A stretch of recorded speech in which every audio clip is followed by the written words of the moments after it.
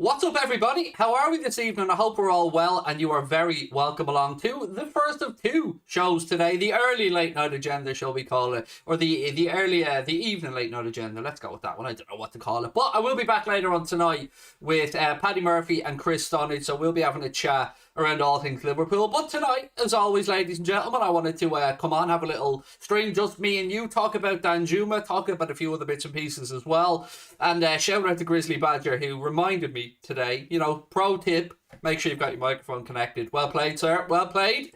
It is connected and I'm good to go. Rugby Edit said, hey Craig, love the content, can't wait for this international break. Yeah, I can't wait for it to be over, to be honest with you. Tyra said, Craig on time. I was early, Tyra. I was early. I was sitting here 4 minutes to 6, and I was just going back over a few things, making sure. And you know what? That's actually dangerous for me, because if I go down a rabbit hole before I go live, I can often end up forgetting I'm supposed to go live. So yeah, look, loads to get through today, ladies and gentlemen. As always, anything you guys want to discuss, please do stick it into the live chat, and I will do my best to get to it as soon as possible. The holidays are coming. You know where this is going, ladies and gentlemen. How are your balls? And if your balls are all right, how are your friends, your loved ones' balls, ladies and gentlemen? Because I'm here, the saviour of balls all over the continent. If you want to make sure that your balls are as good as they can be, that they are playable, that they are as good as the Anfield turf, what you need to do is check out manscaped.com, ladies and gentlemen. Have a look at the wares on manscaped.com, whether it be the all-new 2-in-1 conditioner, whether it be the body wash with sea salt and aloe vera in it, because we all love a bit of aloe vera. We might like to admit it. We might not like to admit it, but we all do love a little bit of aloe vera, don't we? Aloe vera? We do. Look, you can get 20% off and free shipping at anything on manscaped.com with our discount code WFM20. Your balls will thank you. Your partner will thank you. I will thank you. The rest of the Anfield Agenda audience will thank you. How many thanks do you want, for God's sake? Get over to manscaped.com. Use the discount code Bing Bang Bosh. Mick says, saggy and old. It's kind of like me own, Mick. I won't lie to you, mate. Kind of like me own. Saggy and old, Mick, but groomed to within an inch of their life, sir. To within an inch of their life. Welcome, everybody. Craig, when is the AFCON, and is it still going ahead? AFCON starts, I think, on the 11th or 12th of January. I think. Could be a little bit later than that. I know that there was talk of the players potentially, maybe it's the 10th of January.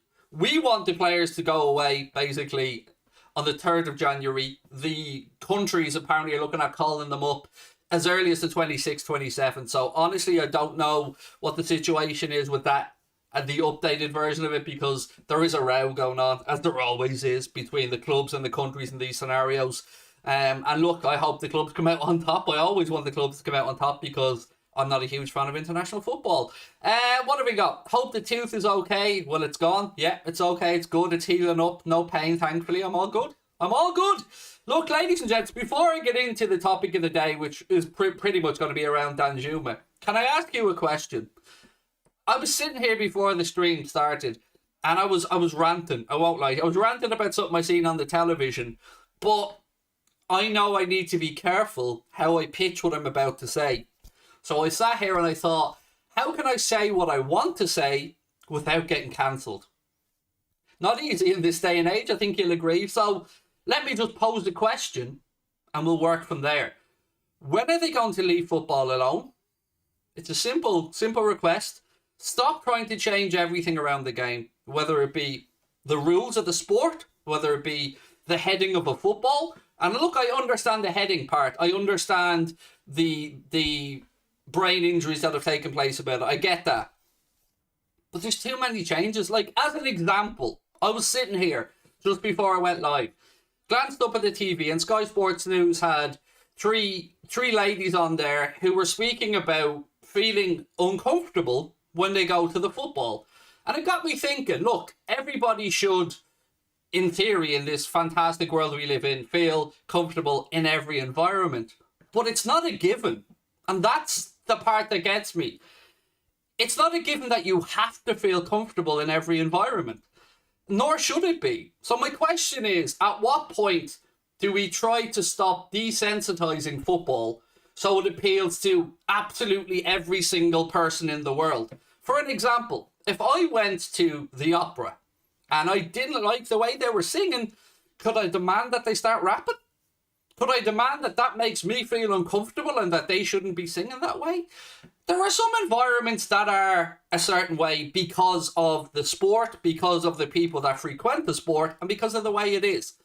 So please, just leave football alone. They're trying to make it a non-contact, non-joyous sport. For those of us who've liked football for our entire lives, it's just getting to a point where just fuck off. Just leave it alone. If you don't feel comfortable there, I understand that. I appreciate that. I appreciate that you might not feel comfortable at something. But why does the masses have to change to suit the few? That's my argument here. The world's becoming so soft, so pandered down to, that we've got nothing left. We've got nothing left. If anybody feels in any way slighted at any event now, everybody has to change. Everybody. Just to make a certain small percentage of people feel comfortable. And I don't agree with it. I don't want anyone to feel uncomfortable or intimidated. But there's also a lot of hypocrisy going on in these scenarios. And I can't call it out, because if I did call it out, bye-bye career, over in a second. But there's a lot of stuff that annoys the shit out of me about this. And there's a lot of hypocrisy that goes on that other women have the balls to call out, but us men don't. I think you know where I'm going with some of this. My wife, as an example, will constantly call this shit out when she sees it on TV. Any ladies I know will call this shit out for what it is. But we're not allowed. We can't say anything. We have to sit back and just be horrible, big, bad people who, you know, watch a game of football and are apparently all fucking monsters. Because let's not forget, football fans, be they male or female, well, we can't mix with each other because apparently we're animals. We can't drink at the games because apparently we're animals. We have to be escorted from the trains or the buses to the stadium because we're animals. We have to be locked in if you're an away fan after a game because you're fucking animals.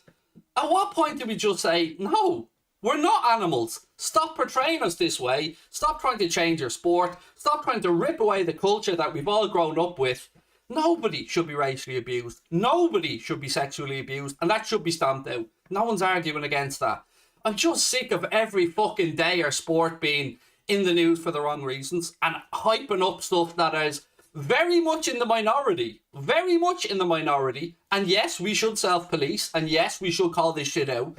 But fuck me. We've got nothing left. Like, literally, it does my head in anyway. That's my take on it. I hope that hasn't got me cancelled. I hope people understand where I'm coming from. I love the sport. I've grown up with the sport. It's filled with good people. And any fan base is going to have a percentage of arseholes. Any fan base in any sport is going to have a percentage of arseholes. Not even in sport, in any walk of life. But the vast majority of people that coach this sport, that play the sport, that attend the games, that give up their times, whether they be refereeing or whether they be coaching youth or whatever, whether it be parents driving their kids to the games. I'm fed up of the sport being pissed on. I'm fed up of it being portrayed to be a horrible environment. It is not. It is wonderful. And stop ruining our fucking sport. Sorry, anyway. We move on. Want to talk about DANJUMA. And again, I'll pull up exactly why I want to bring this up. So Fabrizio Romano was speaking about DANJUMA and he said, I am told Liverpool love DANJUMA, but Villarreal have no intentions of opening talks in January. Now, I've got a couple of questions around this one for you, ladies and gentlemen. Firstly, if Liverpool really like DANJUMA, and I absolutely believe that we do, by the way, I mean, Fabrizio Romano is very well connected. My point here is, if Liverpool really like DANJUMA, why the fuck didn't we buy him when he was leaving Bournemouth? Why are we hanging off 6 months again and potentially paying double what they paid for him? We could have watched them at Bournemouth. I had people telling me at Bournemouth he was really good, and I didn't know anything about the guy. And even I was able to be told we should be looking at this guy, DANJUMA. Now, DANJUMA has, in the past few months at Villarreal and with Holland, really stepped up. Really looks like a quality footballer. But I guess my argument is, if our owners are such penny pinchers and want value for money, and our scouts are as good as we all believe they are, why do we let him go to Villarreal? Why are we facing down a scenario where we could potentially lose out on another player because we have to pay double the amount for DANJUMA, It makes no sense. It makes no sense to me. You can't be financially responsible and then piss twice as much money up against the wall 6 months later. These are the type of things that make me wonder. It was the same to probably a lesser extent with Virgil van Dijk. Could have bought him when he was at Celtic. He was recommended to Brendan Rodgers when he was at Celtic. I think it was Gary McAllister, if my memory is correct. But we hang off. He goes to Southampton and we buy him for 75 million quid when we could have had him for 12. And look, this is obviously hindsight is 2020. We can all look back on these things, but Danjuma is one that makes no sense. No sense whatsoever. From bringing him in for the style of football, absolutely. I'd have Danjuma at Liverpool, by the way he's been playing, no doubt about it. But we would have known about him before he left for Villarreal. I'm absolutely baffled. Because that's not fiscally responsible. That's not the way we should be looking to do business. Because let's say we signed Danjuma for, I don't know, throw a figure out there, 40 million quid. The difference between what Villarreal bought him for from Bournemouth and what we'd have to pay Villarreal will probably mean that we'd lose out on being able to sign another player. Because that money has been spent on a player we could have had 6 months earlier. And you know, and I'm an idiot. I'm an idiot. Let me point that out. And I can see this. So, if we're really looking at Danjuma, why the fuck didn't we do it a few months ago? Makes no sense. I haven't watched Danjuma. Would he suit us? Yes. And look, I have to eat humble pie on this one. As I said, loads of people gave me information on Danjuma when he was at Bournemouth. And maybe my arrogance of the Premier League over the Championship said, how can any player at Bournemouth potentially be good enough for Liverpool? And look, I have to own that arrogance. I have to look at that and go, yeah, I was wrong. But the club, that's their job. That's the scout's job. That's the recruitment team's job, is to get value for the football club. And when we have to hear our manager say things like, well, we can't ignore the Champions League group stage games because you get 2.5 million quid for winning the group stage and this money adds up, that doesn't compute to me. That doesn't make any sense to me. So, yeah. We are late to the party with transfers, said Dude Duder. Look, did I get that across okay? Because I know this could absolutely look like I'm just bitching and moaning about the football club, and I promise you I'm not. I'm just wondering if we're trying to be so financially responsible, which is good, sound. Of course we should look to be financially responsible. Is that not a bit of a double standard that we would then 6 months down the line pay twice as much for a player we could have had? It just doesn't make any sense to me. That's basically where I'm trying to go with that. Dude said the recruitment man is off to Newcastle. There are some links to suggest that Newcastle are interested in bringing Michael Edwards there. I don't know how true it is, mate. Honestly, I haven't got a clue. I have seen the links. I've seen the links to Barcelona as well. And Edwards' contract with Liverpool does run out at the end of the season, so it's no surprise that other clubs around Europe will be looking to bring him in because, you know, the work he's done at Liverpool has been fantastic. Eamon Patterson said, how much would Bellingham cost? A report from Build about 2 weeks ago, maybe a little bit less than that, said 120 million euro, Eamon, which I think was about 101, 102 million pound, something like that. So the important thing actually with Jude Bellingham for anybody who wants to sign him is that there is no buyout clause. You know, if you're looking at Erling Haaland as an example, 75 million euro plus whatever it costs, but that's the buyout clause. If you're looking at that guy, Marino, who we spoke about yesterday from Real Sociedad, about 51 million pound, that's the buyout clause. The problem with anybody looking to sign Jude Bellingham is there is no automatic number. You have to negotiate that transfer with a club who are in no real rush or need to sell him. That's the big problem with Jude Bellingham. 1 sec, I just need to... hope we can sign somebody in January, even though I know we won't. It's so disappointing. It is frustrating. I don't think we'll sign somebody in January either, if I'm being honest with you. But I wonder at what point we really have to look at our midfield situation and the longevity of the season and wonder if it would be naive and maybe irresponsible not to bring in another body in midfield. Now, look, this is easy for me to sit here and say as a fan, isn't it? But the finances have to be in place. But I think ideally, yes. I don't think we should have gone into this season without bringing in a Gini Wijnaldum replacement. That's no surprise to anybody.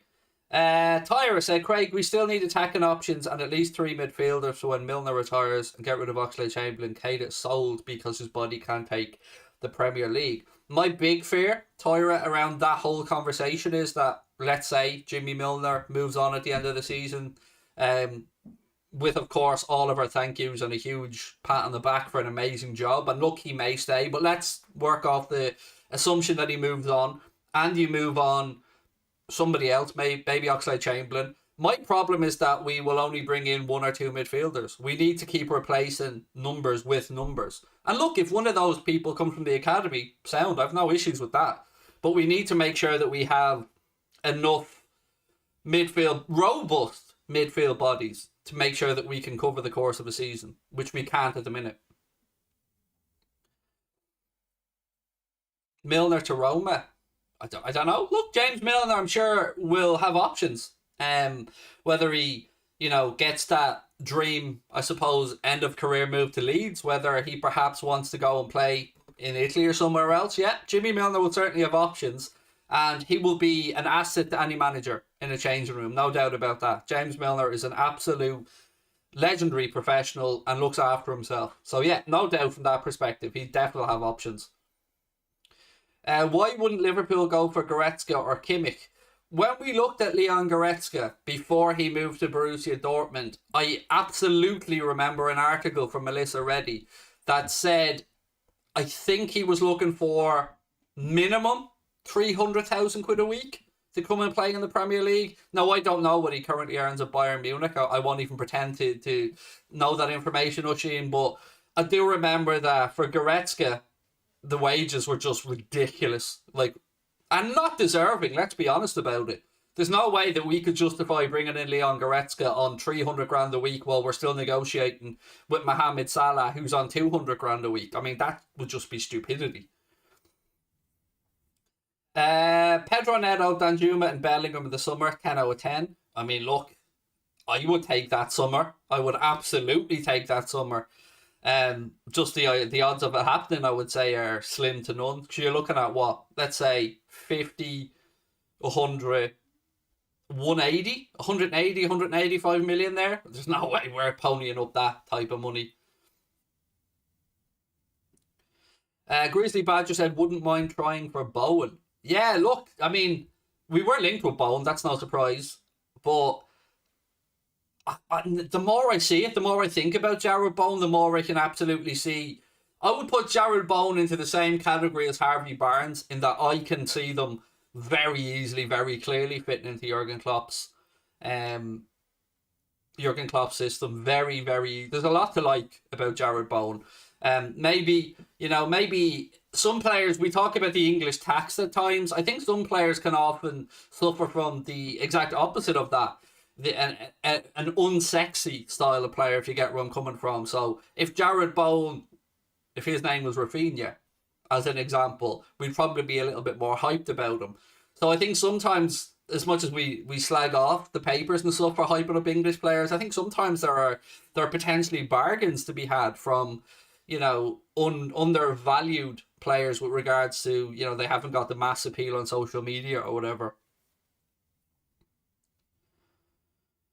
After West Ham, I doubt we're winning the league. Well, look, it's one loss is what I would say, Kevin. And look, I'm annoyed about it, mate. And I'm annoyed about the draws that we've had this season. But I don't think the West Ham result should be one that we look at and say we can't win the league. Maybe we can look at it and say we don't have enough bodies and we need to act. But, West Ham played well. I think we need to give them the credit for that one as well. What it got me about that game was our attitude. I didn't think we met fire with fire. You know what I mean? I just thought we were too soft and they bullied us. As I said during the watch along, they bullied us. And I mean that in a complimentary way to West Ham. They were stronger than us, they wanted it more, they fought harder. And we were here fucking bitching about refereeing decisions, flailing around with our arms in the air. The very type of stuff, by the way, The very type of shit that we moan about when it's PSG, or that we moan about when it's Bruno Fernandes. I don't want us to turn into that team. I don't want to hear the manager out there after the game bitching about VAR decisions and goalkeeping impediments. I want him out there talking about how Robbo crunched into a tackle with Messi and how it lifted the stadium. That's what we need. That's how we thrive inside Anfield, and that's how we thrive as a team, is that we go in and we hit them from the off when we come out at 100 miles an hour. And West Ham, we just didn't do that. I don't think we win the league either, by the way. I didn't think we would have the consistency of squad without a lot of luck this season to win the league. Because if we could stay relatively injury-free over the course of the season, we're absolutely capable of winning the league. But the odds of us staying relatively injury-free are, quite frankly, not great. What have we got? Akash said, Origi out, Tony in, one winger, Rafinha, Barnes or Bowen, and Oxlade-Chamberlain or Milner out. Basuma and Morton in. For me, that's a satisfactory transfer window. Yeah, I mean, I think you've done very well there, Akash. I mean, some of it maybe not the sexiest names in the world to some people, but I look at this, mate, and I would say, would that improve our squad? And I would agree with you that yes, those players you've mentioned would improve our squad. Who said Bellingham's 50? Oh, O'Shea? No, Bellingham's minimum 100. They've said that themselves, mate. The price is 120 million euro. Who do we add in January? Rafinha, Tielemans. Again, two good options, particularly the Yuri Tielemans one. Now, I don't know if Leicester and Brendan Rodgers would want to lose him in January. We've got to be realistic about that as well. But it's also fair to say that every day that goes by that Yuri Tielemans doesn't sign a new contract, that's another indication that perhaps he could be gotten at. Yeah, I don't know what you want me to do with that, Connor. He sent me in something to the into WhatsApp, and I don't know what he wants me to do with it. Jerusalem Syndrome said, I can't believe we missed out on Malin despite wanting him because we need to get rid of overseas players first. I don't think it was just that. I think it was to do with his agent as well. You know, he was represented by Mina Raiola. We don't have the greatest of relationships that I'm aware of with Mina Raiola, whereas Borussia Dortmund have a very good relationship with Mina Raiola. And by very good relationship, I mean they've lined his pockets with a lot of money in recent years. Obviously, Erling Haaland as an example. So Mina Raiola's style of moving players around Europe and putting them in the shop window for 2 or 3 seasons suits the way Dortmund do business, and everybody makes a few quid. Dortmund get the likes of Malin, Erling Haaland for 2, 3, 4 years. They increase them. They get them back into the Champions League. They do numbers for them. And then when they move on, everybody there gets a payday. Would we be happy doing that? I would suggest no, because we want Liverpool to be the destination club, don't we? But herein lies the big quandary. If we want Liverpool to be the destination club, then we've got to pay destination club money. We have to go out there and pay for these ready-made players. Or we have to go and do the, at the other end of the scale and start gambling a lot more. Would Rice be a good fit? Of course. Declan Rice is a fantastic midfield player. His age bracket is right. But again, we're not going to pay I would guess, 80 to 100 million quid that it will cost to get Declan Rice out of West Ham. And I know it will cost around that much because Chelsea were trying their best to get him in over the summer. And, if there's one thing we know about Chelsea is they'll pay the money. If Roman Abramovich wants someone, he'll pay the money. Chelsea have Leicester and United next. Actually, I think, 1 second. I don't know if I've saved it or not, but I definitely did. No, I didn't save it. Sorry, I did have the fixtures up. I just don't have them on my phone. I'll get the fixtures ready for tonight. I do have the next 6 fixtures for Chelsea and Manchester City saved. I just don't have them available to me at this moment in time.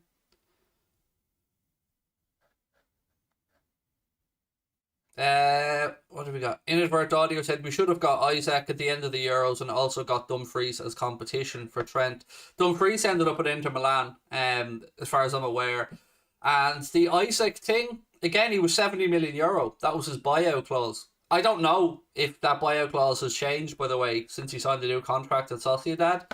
Um, but I know that before the Euros, he was 70 million quid. And that was a lot of money for somebody who hadn't really achieved a lot. You know, very good talent, but, 70 million euro for somebody who at that point had only started doing well with Sociedad, done okay on international duty. Lars18, thank you for the super chat, mate. You didn't put a comment in, but thank you for the super chat.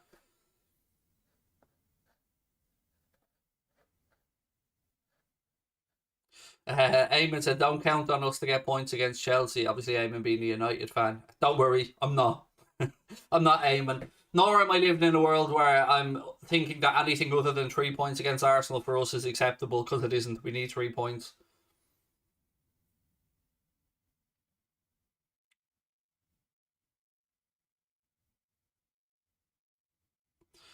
Fitz said, imagine being in such a position that you're talking about players to buy to put on the bench. That's awful to hear as a non-Liverpool fan. Why? Why is it awful to hear? We're talking about a squad, mate. And when you are competing or wanting to compete for the Champions League, for the Premier League, for the 2 domestic cups, and wanting to do well in them, I think it's only fair to say that if you're going to play 65, 70 games a season, you have to look past your first 11, because quite simply they can't play that many games and you need to rotate. So it is a squad game at the very top level when huge sums of money are involved. That's what has to be done. So, it's not the most sexy romantic part of football, but it is a necessity in the modern day, unfortunately. We need to have 17, 18, 20 players. Pulisic personal doctor said, if I was Bowen, I'd stay at West Ham. Liverpool front three is too competitive. You only have one career. You should play as much as you can. That means that he's admitting that he's just not good enough then. You know what I mean? That's my point there. Like, if you look at... Well, let's look at a player that came in recently to Liverpool. If you're looking at the Liverpool front three and you're Diogo Jota, you've got to fancy that you can dislodge one of them. You got to fancy that if you get your opportunity, you can take it. So I get where you're coming from, but if Jarrod Bowen has aspirations to win the Champions League or win the Premier League or, finish his career with a lot of trophies and backs himself to get to the highest level, then you've got to put yourself in them and come to a positions where you're up against the best in the world, mate. And I don't want players that don't look at Liverpool's front three or look at our midfield and think they can get in. That's the type of mentality we need. We need somebody who is going to look at our midfield options and go, I'm better than him, or I can be better than him. Craig, would you want Steven Gerrard to manage us in 2024 after Klopp leaves? I can't answer that question yet, mate, because I don't know what Steven Gerrard's level will be in 2024. I mean, I love that he's been linked with the Villa job. I think it would be a lovely stepping stone for him to do a few years at Aston Villa before he came to Liverpool, or a few years at Newcastle, or a few years in a Premier League club.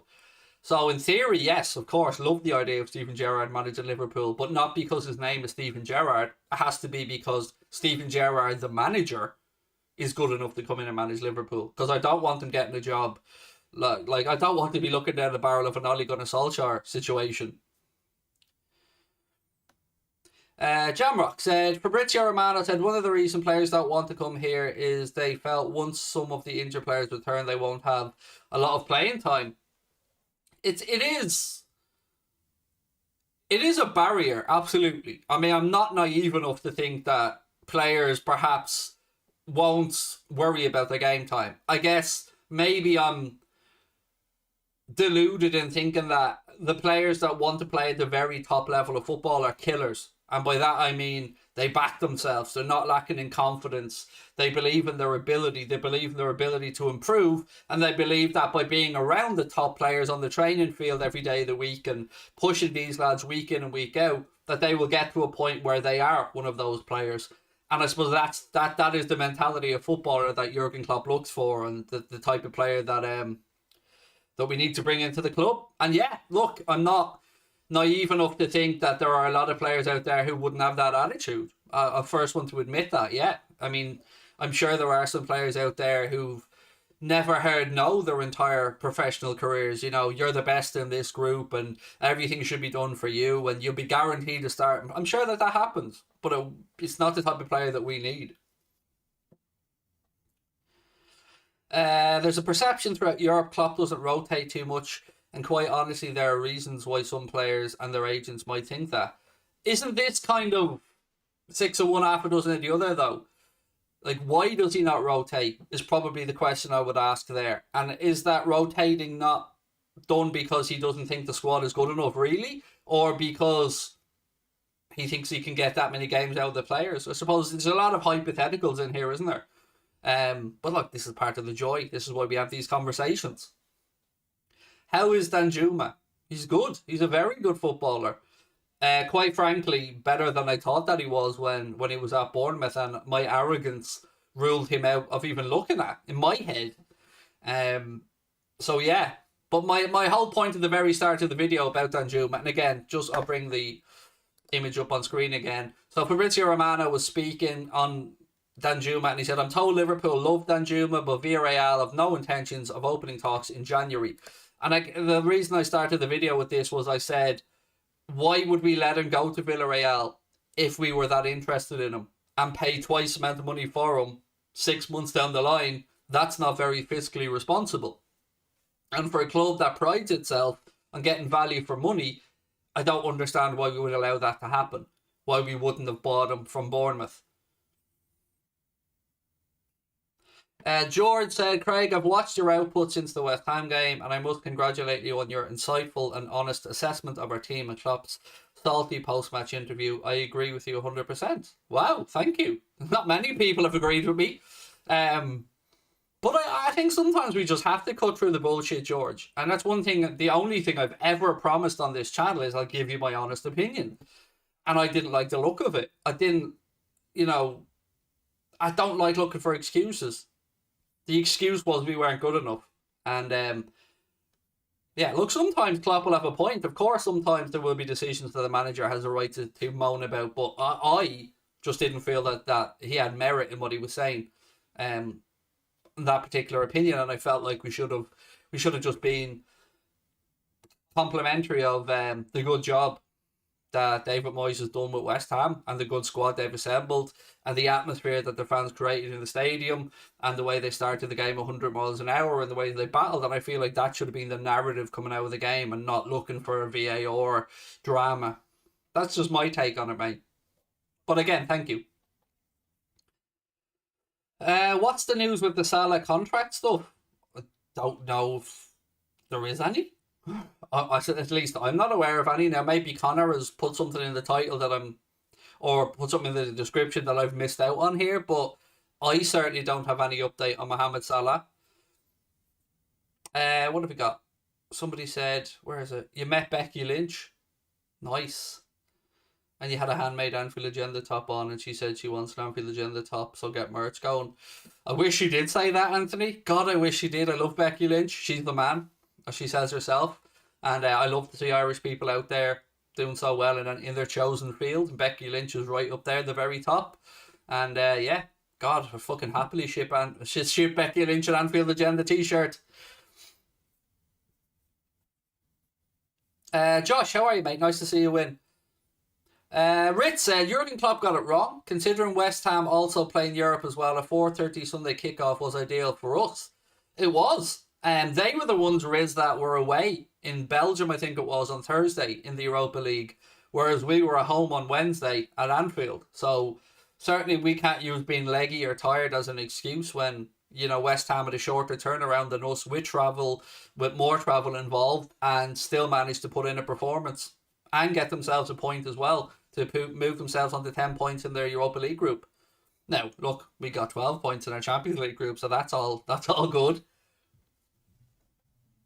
Would you take Stuart Dallas as a direct replacement for Milner?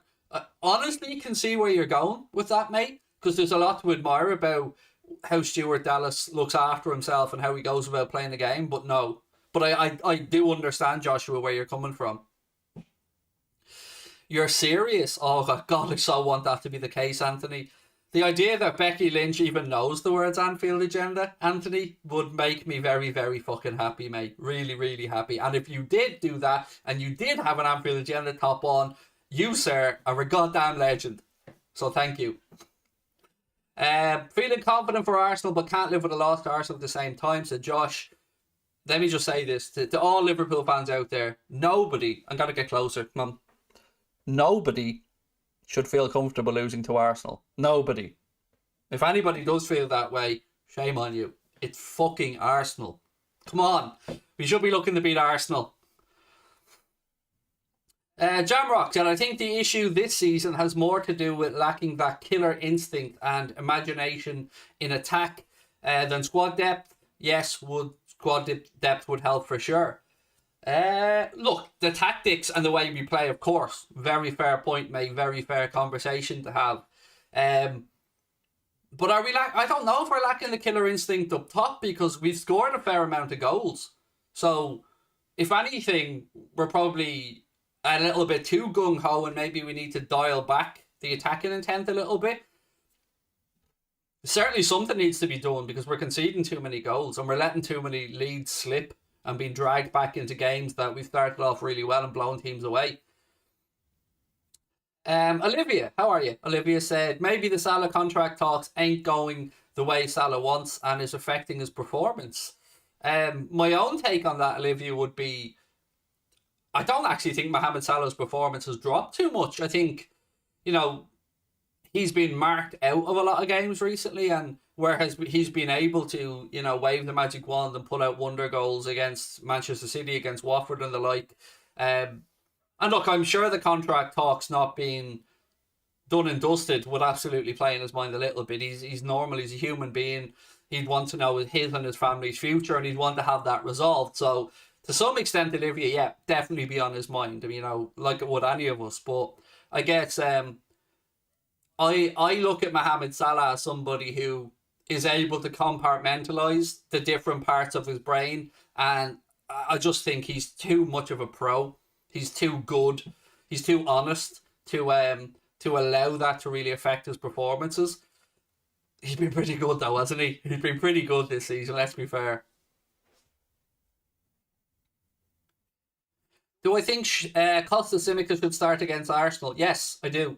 Again, I'd love to know what you guys in the chat think. Do you know what? Maybe this is time for a little poll then. Let's whack in a poll into the chat for a few minutes. Let me just get this written out here 1 second.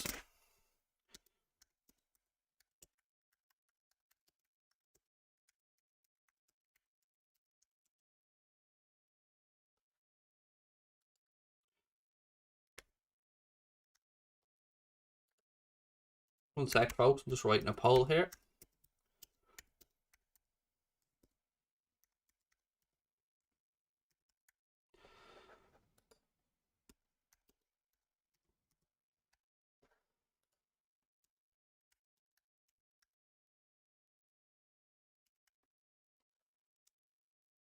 Right, there's a poll in the chat there now for everybody. Who starts at left back against Arsenal?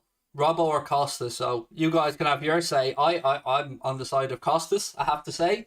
I think it's fair to say that Andy Robertson's own really, really high standards have fallen a little bit, particularly with the end product. And Costas Simikas is in a good vein of form. And look, this is no slight to either gentleman, by the way.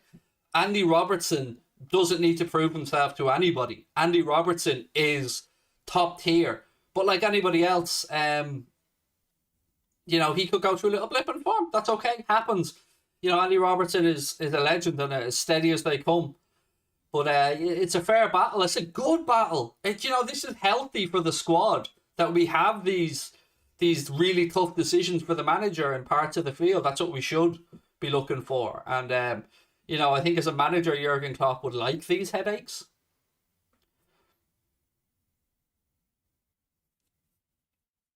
Couple of people shouting for Trent or Robbo to go into midfield in the chat. First time I've really seen I've seen Robbo mentioned as a potential left side of a back three a couple of times by people. I think he's maybe played that position for Scotland, if my memory's right. Cody, I will talk about the Gerrard thing in a second, mate. Yeah, no problem, dude. Thanks for putting it in. I will certainly... Let's just see how this vote goes. Where are we? Right, we'll let it go for a little bit longer. Again, if you haven't cast your vote, you can do so in the live chat there now. And then we'll move on to a conversation around Steven Gerrard and the potential move to Aston Villa and what that could lead to down the line. Big Man said, against West Ham, I thought he was dreadful. I think you're talking about Robbo there. Jen, how are you? Nice to see you in the chat. Lem said, why drop Robbo? I don't use the word drop personally, mate. I would say rotate. Because his end product for me hasn't been good enough, mate. And I think we've been caught out too many times as well with our fullbacks going forward. And sometimes that can be because of the final ball. So, as an example, let's say we're attacking down the left-hand side.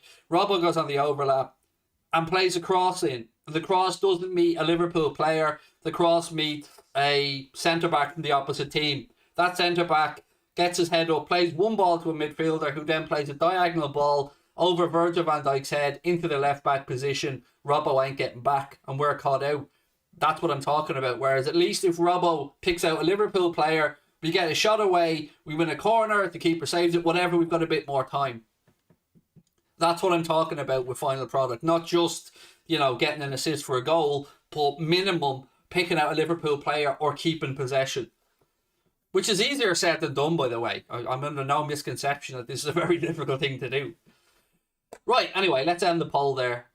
And we'll see what you guys have thought about. We'll see, well, I know the results, obviously. Right, so 79% of you guys think that Kostas Tsimikas should start the game against Arsenal. Let's see what Jurgen Klopp does when we play them. First game back after the international break. But yeah, I'm in agreement with you guys. I think it's the right move.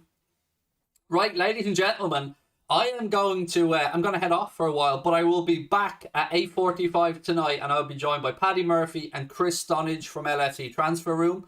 I hope you guys can come back at 8:45 and we'll have a chat around much more. Actually, no, I'm not going to go yet because I made a promise, didn't I? I made a promise to my man a minute ago, was it Cody? That I would speak about Steven Gerrard. Yes, it was Cody. So before I go, Cody, I'm a man of my word. Steven Gerrard to Aston Villa. What are we saying? Is it a good move for Steven Gerrard? Should he see out the season with Rangers and maybe try and, as Jamie Carragher spoke about, maybe try and get two back-to-back a back-to-back Scottish title win before he moves on to the Premier League or another job? I would imagine if you're a Rangers fan, you're absolutely thinking, yes, of course, Steven Gerrard should finish the season, win the Scottish Premier League again if he can, maybe get a cup double or whatever. But from our perspective, if we're Liverpool fans wanting Steven Gerrard to someday come in and manage Liverpool, then for me, I don't think he can make that move directly from Rangers. I think he needs to link that up with, he needs to mix that up with another job.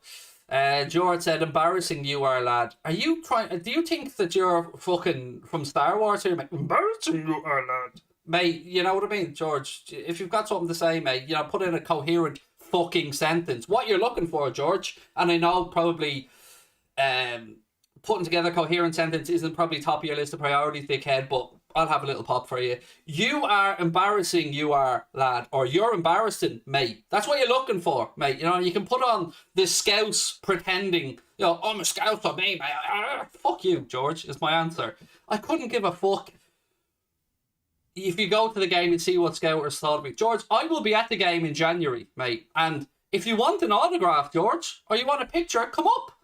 Like the rest of them, mate. I'll be there in January at the Brentford game. And I promise you, nobody will say or do a fucking thing. Because like everybody else, George, you're another keyboard warrior princess. So if you want a picture, just ask George. Scousers fucking love me, mate. Every time I go over, have the greatest time with lovely people. So, George, you want to act tough, mate? You want to act hard? I'll give you my fucking phone number when I'm over there, George. And I'll meet you wherever you want, princess. But like the rest of them, you're a mouthy, gobby, fucking nobody. You don't want this, George. You don't want it. Don't be writing checks that your big fucking mouth can't cash, George. Because I promise you, mate, I don't talk shit. I show up. So, George, I'll be at the Brentford game. You and any other mouthy fool that wants to come and have a pop, I'll be there, George. I'll be there. I won't be fucking hiding, princess. I will be front and fucking centre. So any of you mouthy fools that are giving all this on social media, I won't be hard to find. I promise you. But best be prepared. I don't fuck about. That's my little warning to you and all the other mouthy fools. I won't be hard to find. And I don't do this, mate. I back my fucking actions. So if you want it, George, I won't be fucking difficult to find, mate. Look for the angry bald man. I'll be there. Fucking gobshite. See, George, you've just proved my point. You're a little bitch. That's all you are, mate. You're a little bitch. You probably live... I'd say you're not a scout. I'd actually nearly bet my life you're not a scouser, mate. Because scousers are sound people and you're a fucking arsehole. So, again, George, I'll be there, front and centre. If you want a picture, just come up and ask like the rest of them, mate. I'm not going to let you sniff my boxers because that's a little bit too much, George. But if you want a picture, mate, just come. And you know what, George? It's not me you need to worry about. My fucking missus would punch the head off you, mate. So you don't need to worry about me. Because my missus is like a little pit bull. She scares the fuck out of me, George. So it ain't me you need to worry about, pal. But look, ladies and gentlemen, I will see you guys at 9:15 tonight. And look forward to it. So again, much love. Thank you guys for tuning in. Don't forget to drop a like on the video. George, I look forward to seeing you and the rest of the mouthy fools in January, mate. Much love. Talk to you soon. Bye-bye.